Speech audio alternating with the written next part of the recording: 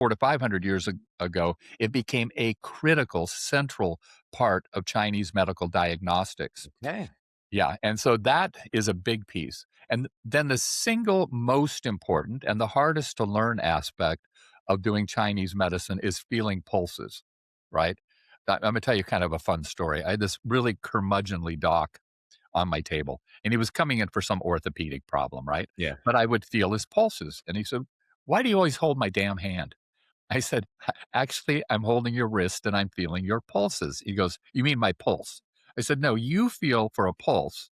I'm feeling 9 different positions on each wrist, and then there are 27 different pulse qualities, and we're kind of creating this matrix." Welcome to My MD Unscripted, where healthcare gets personal and the script gets tossed. I'm Dr. Clint Carter, ER doctor turned direct primary care freedom fighter, on a mission to challenge how our healthcare system treats patients in America.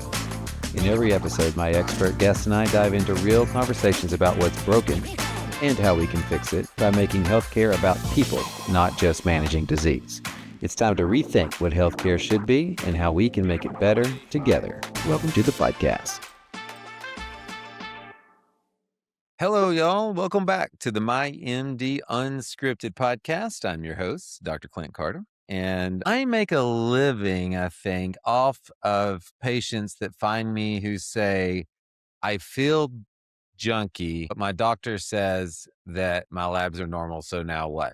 Right? Am I just getting old, or what's the deal? And so I would like to start today's episode with the question, what if the reason you don't feel well, even though your labs are normal, is because you're nowhere near your personal health sweet spot?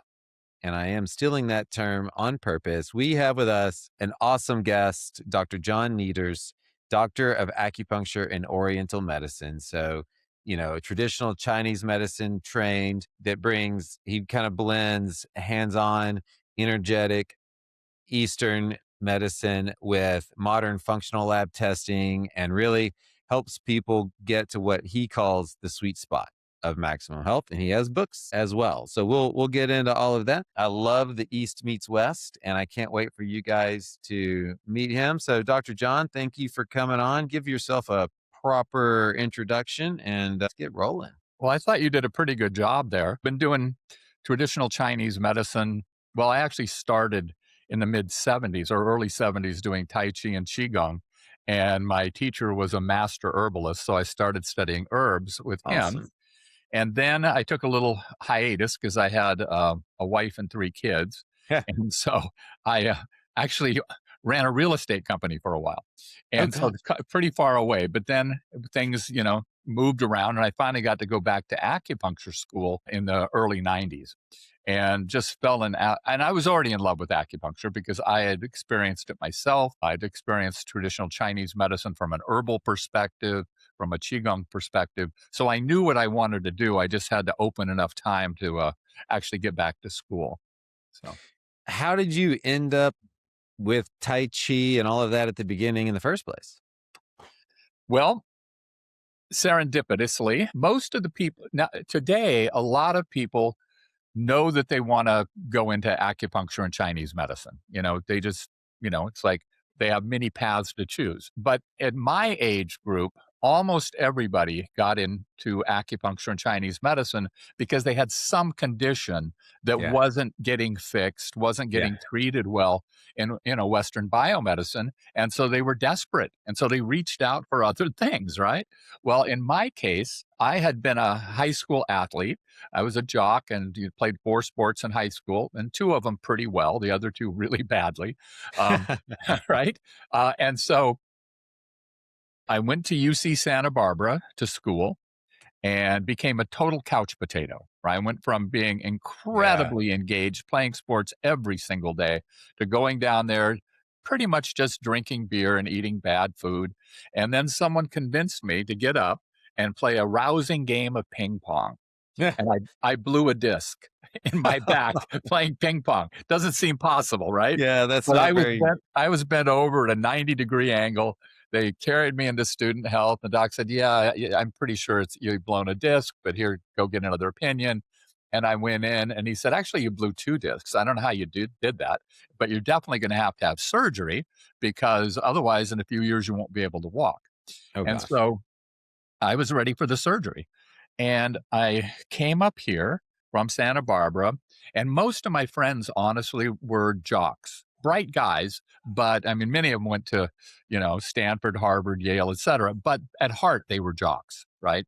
Yep. Oh And yeah. I had one friend who was just this very erudite guy. He was like the president of the chess club, the Yeah. president of the physics club, right? And I don't even know why we got along so well. But I'm over at his house and I tell him about my back and that I'm going to have surgery. And he says, well, why don't you go try acupuncture? Now, this is 1971. Yeah. And I said, what the heck is acupuncture? Right? I had no idea. And he Oh, said, well, that's remember awesome. in the old Kung Fu TV show where they'd stick needles in people?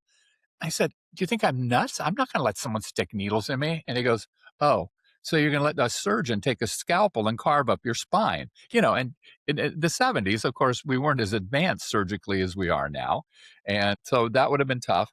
I said, "Well, I don't really have anything to lose." Yeah. So I went Right to on. this Chinese guy who's very well known, more for his Tai Chi and Qigong and painting, an amazing painter.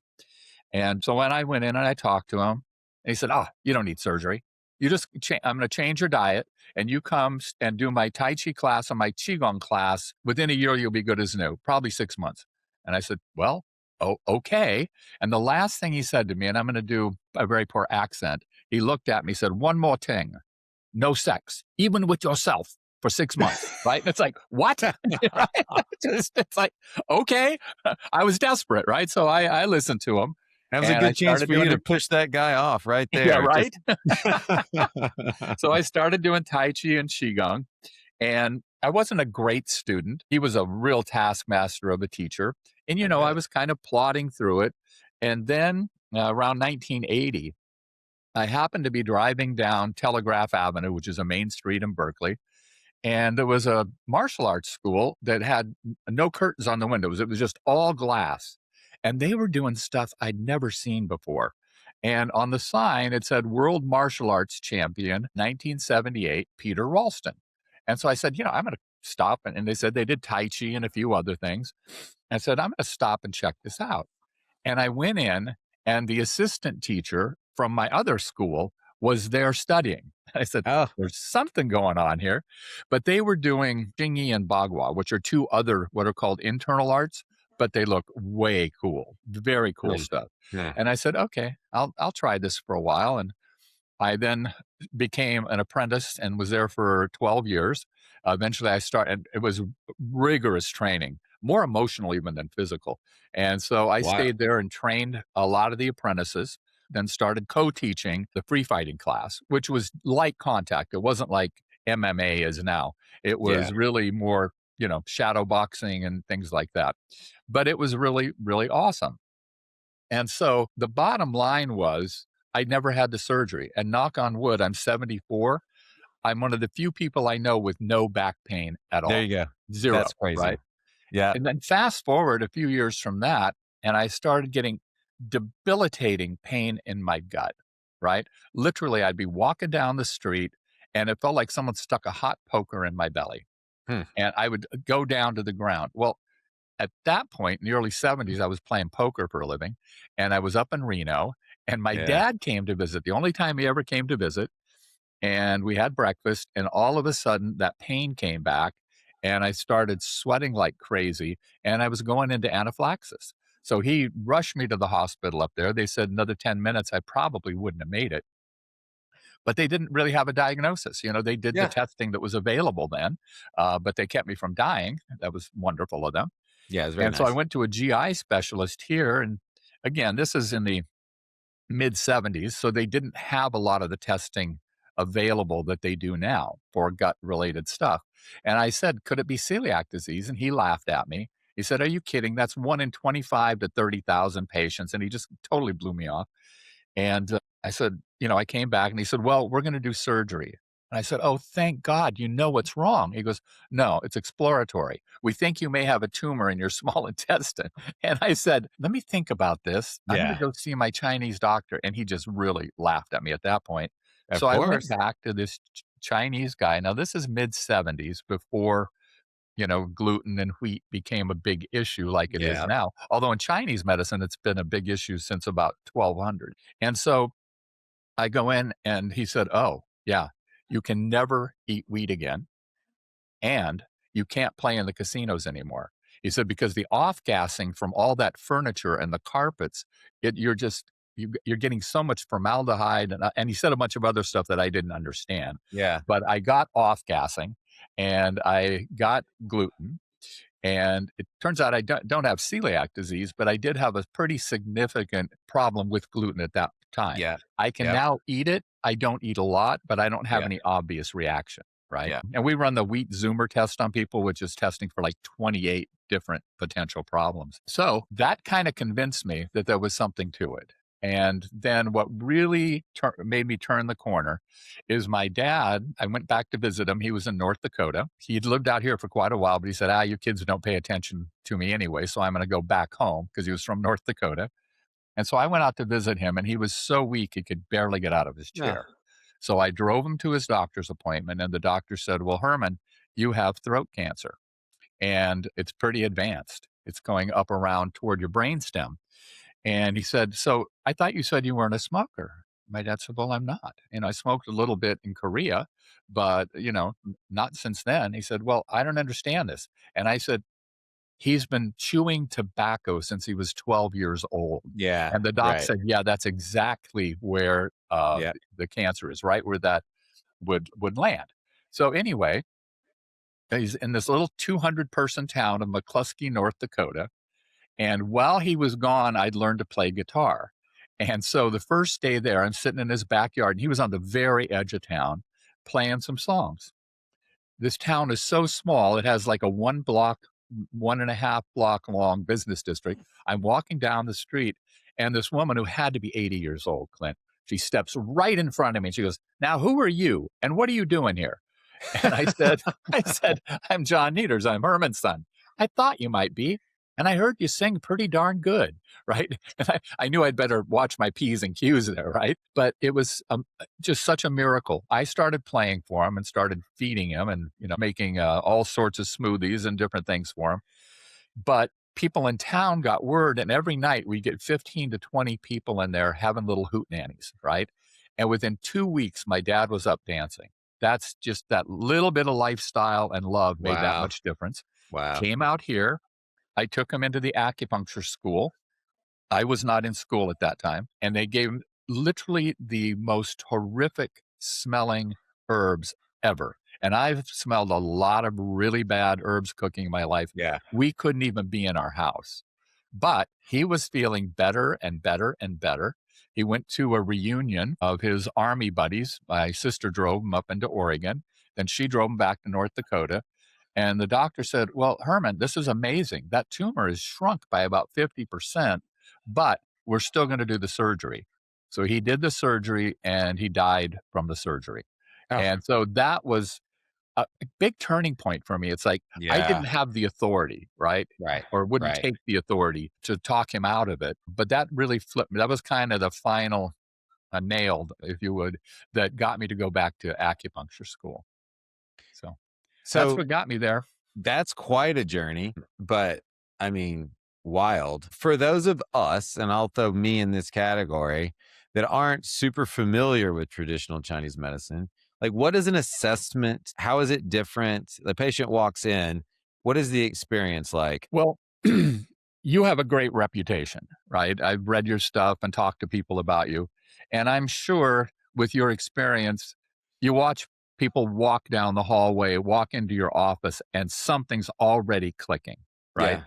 And we do kind of the traditional things that would be more Western in terms of looking at their facial color, looking at their eyes and things. And then I do a lot of assessment of their fingernails and hands, which again is really a Western thing, but very few doctors do that anymore. Yeah. Right. And I'm looking for about 10 or 12 different things that can clue me in to whether they're throwing little clots. Do they have splinter Yeah. hemorrhages? Are there discolorations? Are there Bowes lines or Terry's lines? All these things that give you a clue. And so I'll kind of start off with that. And then I do the more traditional Chinese aspects. Looking at the tongue, which Western medical doctors used to do a lot, because because in the 50s, I used to watch Saturday morning comics. And on there, the doctor would tell Donald Duck to stick out his tongue, and he'd stick out his tongue, and there'd be a big overcoat on it. And you go, "Oh, you have a coated tongue," right? And so we're looking at those things. And in traditional Chinese medicine, they have identified certain zones on the tongue that correspond to different conditions in the body. Oh, And wow. then the color and the texture of the tongue will tell you a lot. But to me, the single most important thing are the sublingual veins, the two veins on the underside of the tongue. Yeah. Right. My mom used to say the the eyes are the windows to the soul. Yeah. Well, to us, the sublingual veins are the windows into the cardiovascular system. I Mm, can tell if people have been exercising. They'll come and say, "Oh yeah, I've been exercising." I look at their tongue. Yeah, don't lie to me, right? Or if they go on blood thinners, you'll see yeah. that these big purple veins just completely disappear. Huh. And so we have herbal treatments that we can, get the blood to keep from hypercoagulating, right, and forming rouleau. And then also the proteolytic enzymes, nattokinase, Yeah. serrapeptase, et cetera, to get rid of that stagnation under the tongue. And to me, that's a really critical thing. More and more, I see Western trained medical doctors talking about sticky blood, things like that. Malcolm Kendrick had The Clot Thickens, a book I really enjoy, That's right? great. Yeah. And so starting that, well, in Chinese medicine, that started about 1800 years ago. And about 4 to 500 years ago, it became a critical central part of Chinese medical diagnostics. Okay. Yeah, and so that is a big piece. And then the single most important and the hardest to learn aspect of doing Chinese medicine is feeling pulses, right? I'm gonna tell you kind of a fun story. I had this really curmudgeonly doc on my table, and he was coming in for some orthopedic problem, right? Yeah. But I would feel his pulses, and he said, "Why do you always hold my damn hand?" I said, Actually, I'm holding your wrist and I'm feeling your pulses." He goes, "You mean my pulse?" I said, "No, you feel for a pulse. I'm feeling 9 different positions on each wrist, and then there are 27 different pulse qualities, and we're kind of creating this matrix." He said, "Well, what the heck can you tell from that?" I said, "Well, I can tell you have gallstones." He said, "You can't tell I have gallstones." I said, "Okay, whatever." And so he comes back 2 weeks later. He goes, "I have gallstones." I said, "Yeah, I know. You want me to get rid of them?" He said, "You can't get rid of gallstones." I said, "Is it okay if I try?"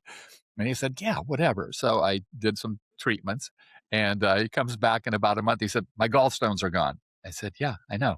But he still never believed that I could diagnose it or treat it, right? That's Just, awesome. there just was no space there for that. Yeah, Uh, I admit that the way that we're trained, there's no space for that kind of stuff. There yeah, really isn't.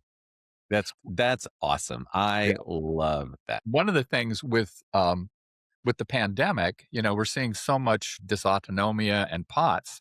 Yes. And POTS, you can feel in the pulses instantly Okay. because in almost all cases, there are many different causes, but in more blood deficiency, we'd call it in Chinese medicine, you can barely find a pulse. It's deep, and sometimes you can't even, you can tell someone's alive, but you can't even put a quality on it, right? Wow. Because usually, not always, but the aldosterone level's low, so they're not holding enough sodium in, so they're not attracting much fluid, so they're actually slightly hypovolemic, and you Yeah. can feel it in the pulses instantly. So it's a huge advantage, right, to be able to do that. And so That's we'll awesome. do all of that in my office. I have a scribe that will take notes, which has really, really changed my practice in very Yes. beneficial ways. It's amazing how much easier life is. And after that occurs, then we'll take them across the hallway. We'll do a Raglan's or orthostatic hypotension test. We'll do, I'll check their gallbladder. We'll look for a few other things, check the bottoms of their feet because people get melanoma there and they never look there, right? Yeah. And Yeah. we'll palpate the saphenous veins on the legs and look for hair growth patterns that may be a little different or where the hair's, disappearing. And so we know there's a problem there. And then I'll listen to their heart, listen to their bowel sounds, and then we'll do some acupuncture and then bring them back over and give them a short synopsis and I'll make my lifestyle and supplement or herbal recommendations Yeah. for them. And then we follow up with a email because they're never going to remember, half of what we say. Once again, even the scribe comes in so handy, right? It's Oh, all written down. You just yeah, it's great. yeah. So then we'll come in the morning, and I usually get in about 6:30. My first patient 6 to 6:30. My first patient's at 7:30, and so then she'll put it up. I have a frame TV, so she can just put it up on the TV, and she's already got everything on there, and I'll just look Yeah. and make a few corrections. I Yeah. tell you, made my life easier. Makes it work. What does you hear about the energy, the energetic component to like the Chinese medicine strategy. What are you? I guess that's more on the acupuncture side of things. What are we More talking so, about there? although there are over 10,000 actual formulas that you would find in a textbook, Oh boy. and it's really fast, and then you can mix and match, right? And so you can do pretty much what you do with drugs, just on a much lighter scale. I mean, if someone has a urinary tract infection, urethral burning or a little bladder, I treat them. If they come in with a kidney infection, they're going to the ER, right? Or to Yeah. see their doctor because they need the big guns to knock that out. And then we Yeah. do things to help keep them from getting that again, right? Yeah. So that's the herbal part is fascinating. I was working two jobs when I was in acupuncture school. Herbs were my hardest subject because I'd done a lot of touching, a lot of body work and energetics. So Yeah. an acupuncture point is wherever it is, right? And it has qualities and things you Yeah. look for. But herbs float around. They've got Chinese names. You got all these weird categories, and I just couldn't stay awake. And so once I graduated, what I would do is I would have patients come in, and I started out with a one-room office, and so they were behind a screen. I'd do all my diagnostics. I'd lay them on the table, and then I'd get all my textbooks out, and for 45 minutes, I would study like crazy to find the right formula for them. And then when the college that I had gone to opened a night program, I started teaching all of the herbal classes. And as you know, the best way to learn Yeah. something is to yeah, or to yeah, Oh, is to teach it. And so that's where most of my learning really came in. And there are 6 levels of single herbs and then 6 levels of and then 1 class in herb drug interactions. And I taught each of those classes every year for several years. So got familiar with it. yeah. And It's also torture to teach a subject that you're not a master at, oh right? my It's god, yeah. so I much just pressure. knew I was always a couple steps ahead of them, Yeah, right? that's it. Yeah, right. That's Yeah, so perfect. that was fun. Well, Um, where did functional medicine kick in? You start doing Zoomer testing and some of these other things. yeah. So in 1999, I'm gonna call her a friend, but I didn't like her very much, but we worked together. We studied for the state board together. But she begged me to do this class with her on a weekend, and it Yeah. was on leaky gut, right? Yeah. And, in 1999, if you said leaky gut to a doctor, you just got laughed out of Oh yeah. out of everywhere. And Yeah. so I said, "Okay, I'll do this class." Well, it was taught by a guy named Jake Fratkin, and Jake had been doing functional medicine for a while and had written the book on traditional Chinese herbal medicine in patent formulas and was voted Nice. the acupuncturist of the year a couple times. So bright guy. Yeah. And within hours, I was just blown away because we didn't get exposed in school to stool testing and Yeah. saliva testing at that point and urine testing and all Yeah. the magnificent things that you can do. And it's like, and what I loved is both approaches were really first do no harm, right? Yeah. Yeah. And they fit together like a hand and a glove. Yes. If you do the Different Chinese strength. like, huh? You got the strengths and their weaknesses seem to match up really well. Oh, it's brilliant. It's fantastic. And so by the time I got out of his weekend class, I was a true believer. Yeah. I was a true believer. So I picked up everything I could, finally went to get my certificate in functional medicine. And like I said, it's beautiful. I love, so at our clinic, we do, I'm a classically trained family medicine doctor, a recovering ER doctor. And so opening this clinic and spending time with patients and begrudgingly admitting that individuals are different. As in the ER, everyone's the same. I don't care. Right. Whatever. Yeah. And then now we've got functional medicine and, just sort of like that. I tell my story of like, I couldn't fix all these patients, even though I was giving them an hour of my time every time. And it was just because they had normal standard labs, but that was it. And I Right. couldn't figure out what else was going on. They were exercising and they were eating what seemed healthy to me at the time. And then I got into some bioidentical hormone replacement and I Uh-huh. opened that door, right? And that door led to a room full of doors of all these cool things like functional medicine and all these things I had no idea existed. They were all a punchline when I was in med school and Right. residency and ER work, right? It's just like a polar opposite of who I was when I was ready to quit medicine altogether in the ER. And I like the journey that you went on is just so beautiful from being young and someone wanted to cut on you in like college age in your, back surgery all the way you are. But I also hear that like around age 72 or so, there was yet another turning point. What's going on Yeah, there? I fall into, and at least fell into the category of being too cocky.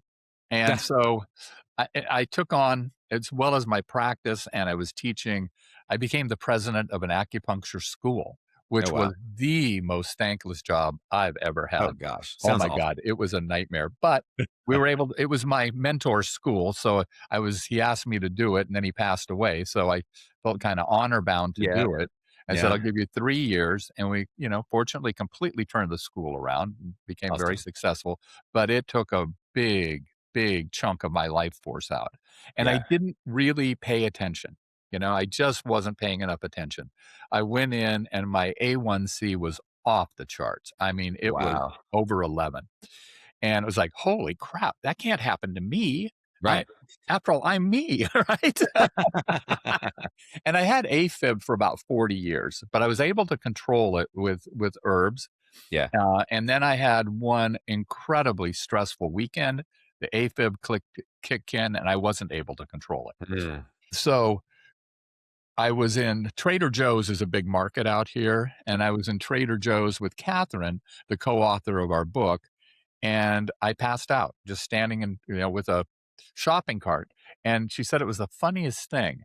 And, I don't know how this could kick in while I'm actually falling unconscious, Yeah. but I fell perfectly. And I've got to think it was all those years of martial arts training. Yes, what to say. Yeah. In fact, I'm laying on the ground, and the only reason I knew I'd fallen is that there was a jar of hummus staring me in the face. And I knew that wasn't quite right. Right. So, I was being a child of the '50s and playing lots of sports. When I was in high school, you jumped up. Everything was okay. Yeah, Yeah, yeah. I'm Yeah, fine. yeah. It's like they had a trainer on the sideline, so I don't think he had any medical experience. And you'd get your bell rung is what they called it. And Yep. I come to the sideline and he'd go, "Okay, who's the president?" "Abraham Lincoln." And he'd hold up 4 fingers and say, "How many fingers am I holding up?" I go, "2." And he goes, "Yeah, you're good. Get back in the Yeah, game." Right? yeah. So that's still my mentality. So I hopped up and they said, "No, we've called in an ambulance. You're going to ER." So I go in. So it's a small town emergency department, but this was the busiest night I'd ever seen there. There were 11 Oh rooms, they gosh. were all full. There's this young doctor who looks like a deer in the headlights. I mean, he's just so overwhelmed.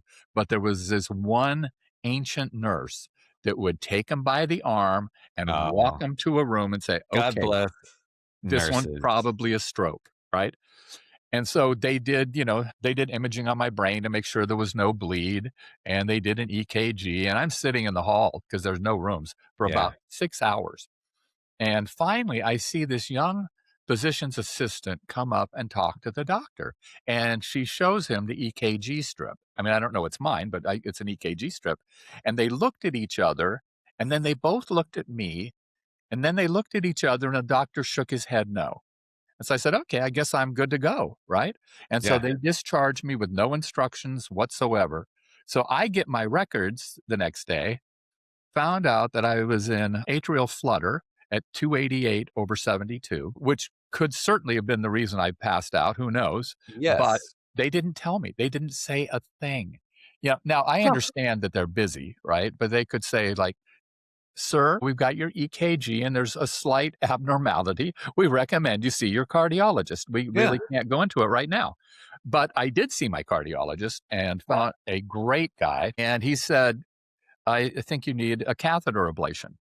And I said, yeah, you're the doc and you know what you're doing. So I agreed to that. So I had the catheter ablation.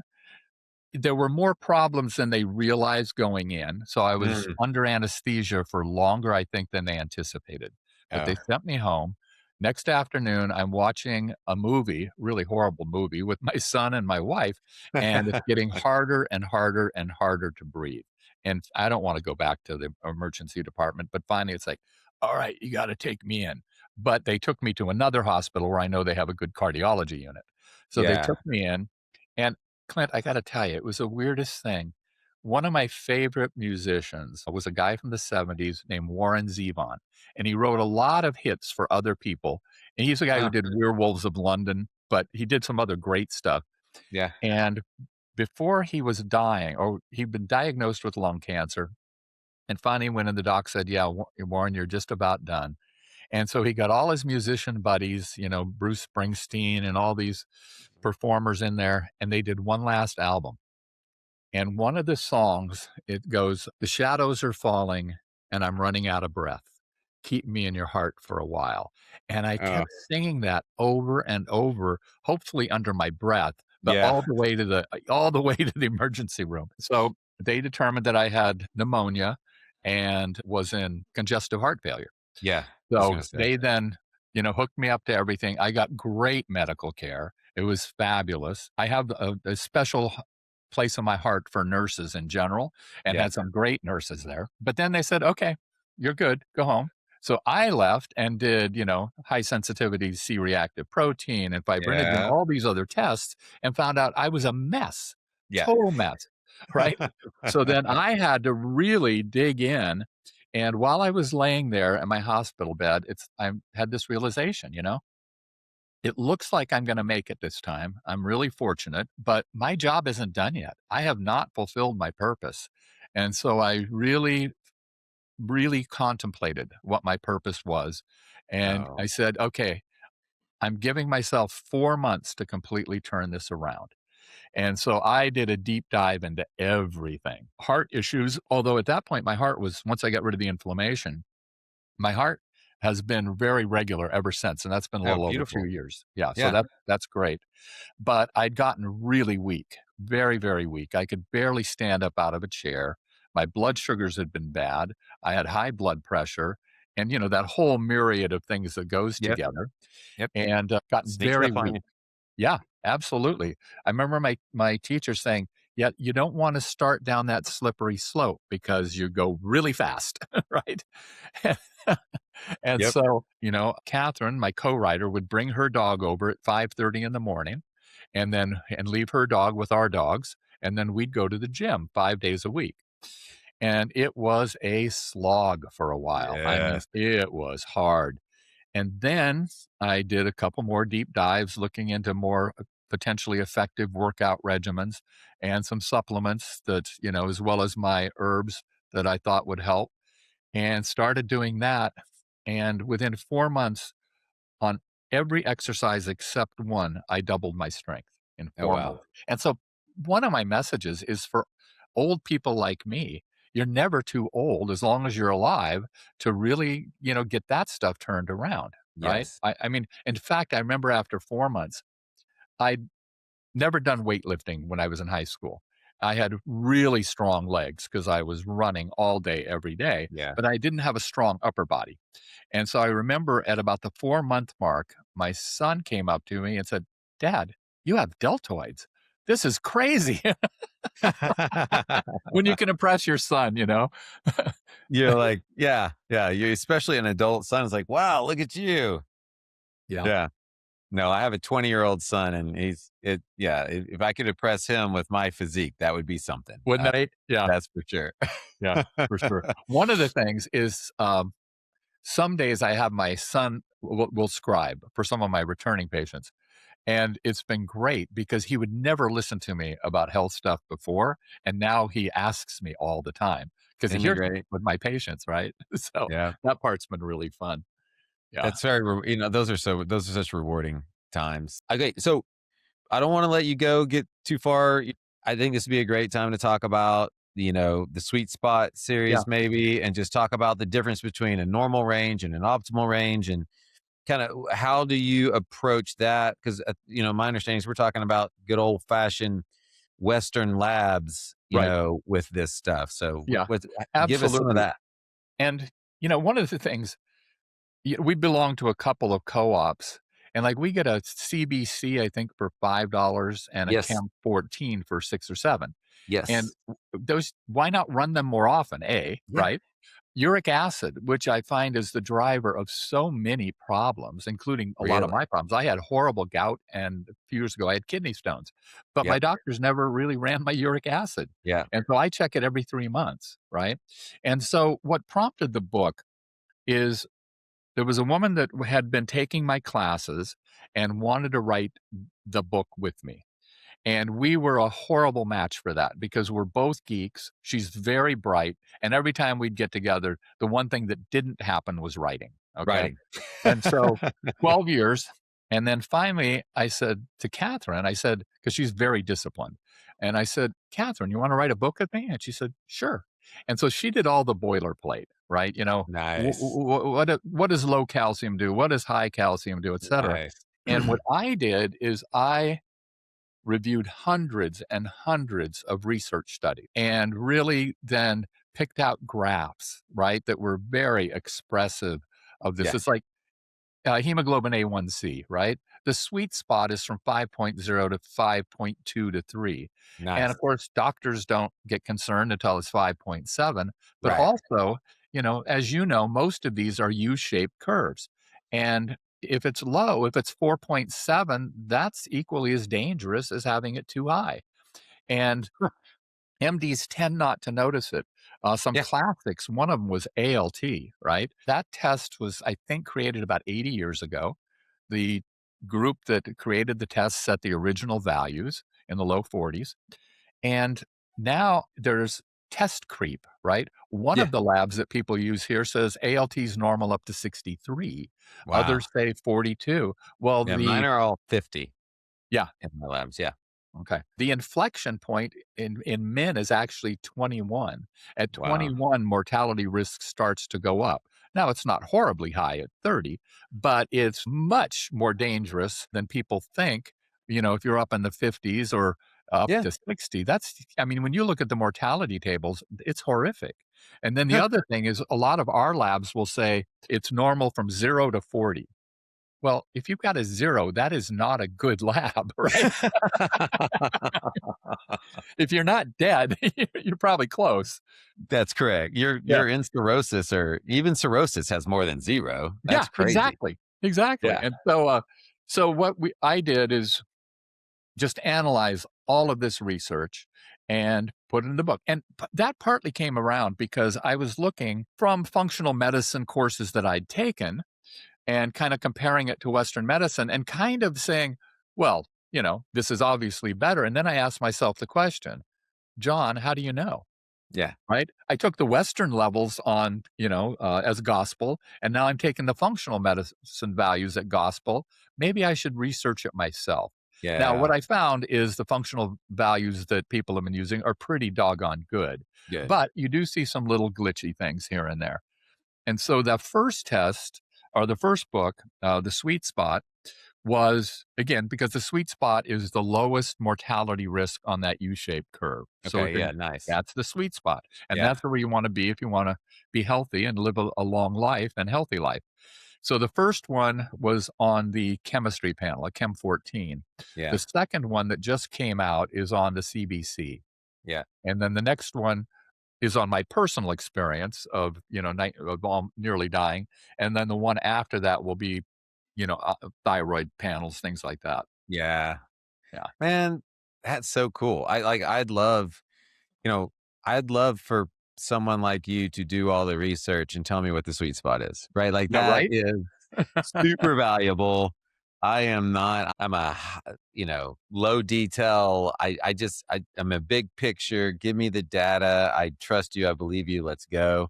Yeah. But that got me into a situation where I couldn't fix people pretty quick Right. because I was just taking my standard residency training, which was very good, but it was all based on what insurance reimburses and what the Right. levels are that, the big pharma has told us that the levels should be type, too much of that.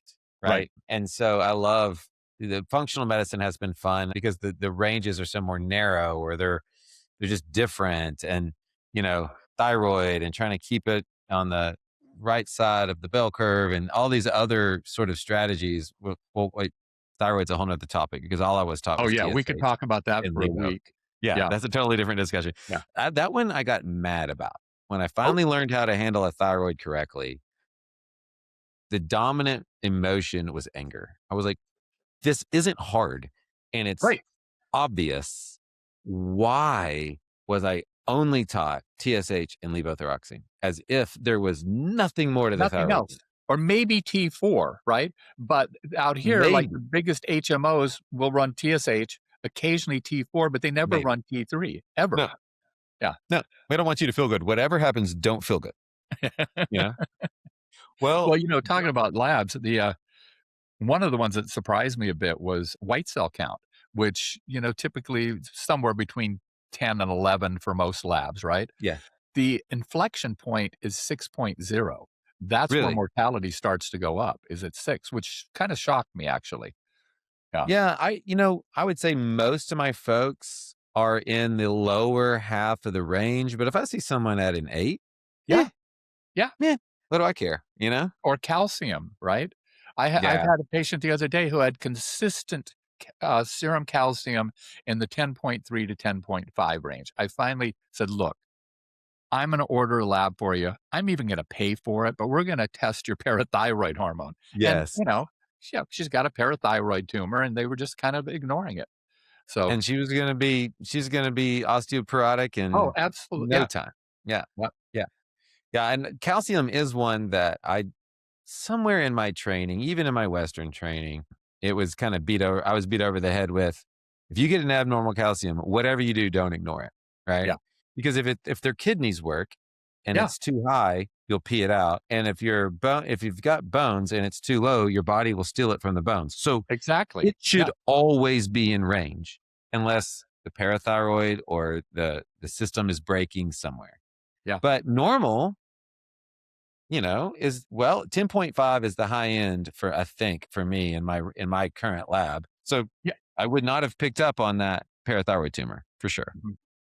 Yeah. That's great. Well, it's the advantage of being old. You're still a young guy, right? But I need to hang out with you more. That is awesome.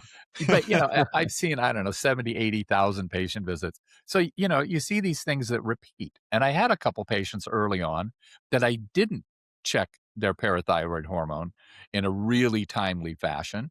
And Yeah. then it's like, oh boy, I really messed up there, and you look back and you feel bad, but you do the best you can.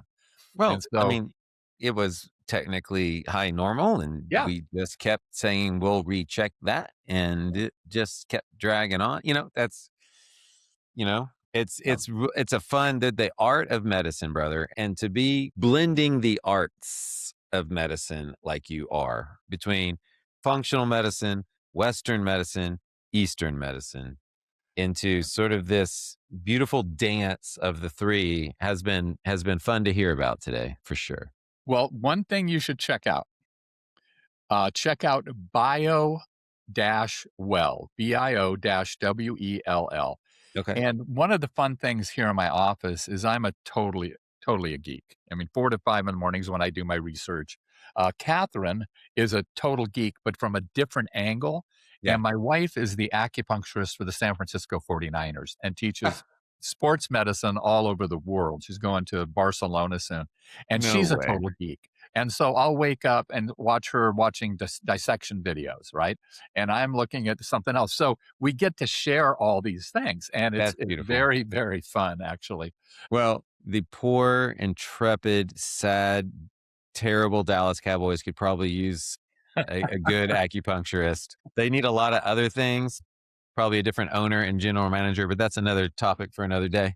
Yeah, But some defensive linemen would be good. Yeah.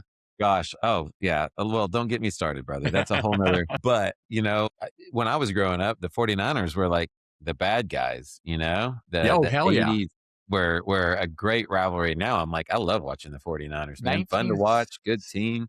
1972, I think it was. It was the first year that the 49ers made it to the NFC Championship game, and Dallas was in it. They were playing at Yeah. Kezar Stadium, which is now too small to use as a high school stadium, basically, right? But that's where the game was, and 2 of my friends and I stayed up all night to get tickets. No There way. were people throwing up all over us. They were all drunk, and so we Ah, got these tickets, and the 49ers lost. It was horrible. well, hey, we're going to take all the wins we can get and we'll go back to the 60s and talk about it, Oh, right? yeah, The absolutely. Cowboys and our rings, we'll talk about it because we ain't going to get anything anytime soon. But hey, man, Dr. John, thanks for being on. That was such a great, so much information, such a great story. If Clint, can I say one people, more thing? yeah, The please. reason to check out that bio, well, I Oh, yeah. started on my geek we're all geek story, Yeah, yeah, yeah. but Catherine just bought a device, which I have no way to verify it at this point, but I have read the guy that invented it, this Russian guy, brilliant biophysicist, brilliant. And I know a woman in Mm, Berkeley who uses it, and she's one of the most brilliant people with that I've ever seen. mm. She locks people in a completely dark room and measures photonic levels, right? Oh, Like if you boy. get a yoga meditator, the top of their head, she said, looks like a halo. There's so much energy coming out. And you get someone else, and they may be a photon every once in a while popping out. The same way Wow. with their hands. And she's even measured which hand positions are the best. And she likes this device. So that's what got me interested. But what it does is fascinating. If it works, I don't know. We just got our first report back, but it gives a report. Jerry Tennant did a book called Healing is Voltage, and he measured the Oh, voltage across different organs and found that each of them has a specific voltage that it tends to work the best at. Okay, well, he's taken that idea and he's put the Ayurvedic measurement of the chakra levels, and oh, he's taken traditional Chinese medicine oh, meridian levels, and he's put it all together in one report. oh, no way. I just, at your leisure, check it out and see what you think. It is really a trip. That would be a really fun entrance for someone in sort of my line of work, right? Yeah, Western with a functional at best. That'd be such an interesting journey towards all of the wisdom that Chinese medicine and Eastern medicine has had for the last, millennia. we get people that really want the hard science, and we get the people that are way off over here somewhere. Correct. And so Right. it's a way to kind of bring it together. So I was Hmm. pretty excited about it. Like I said, I just saw it today, the I can't report. wait to. Yeah, that looks like Yeah. a fun. That'll at least be fun to look into, man. Well, if people need to get a hold of you or want to follow you or learn The best more, what's the best best way? place is thebalancingpoint.net. That's Okay. where all of our educational stuff is. And then, of course, we have the doctor's talks videos Yes. out there, but thebalancingpoint.net has all of our stuff. Perfect. Yeah. That is great. And your podcast is called The Balancing Point as well? Yes. Yeah. Yes. So look him up, podcast, go to the website. Man, thank you so much. This has been a pleasure. It's been Hey, great. I'd heard great things about you, and I'm going to stand behind them for you. Well, I tell you, as long as you don't get to know me any better, then you can continue to believe all those Yeah, wonderful I things. tell people, they say, "Oh, I was talking to someone about you." I said, "As long as it's not my ex-wife, we're good." Right?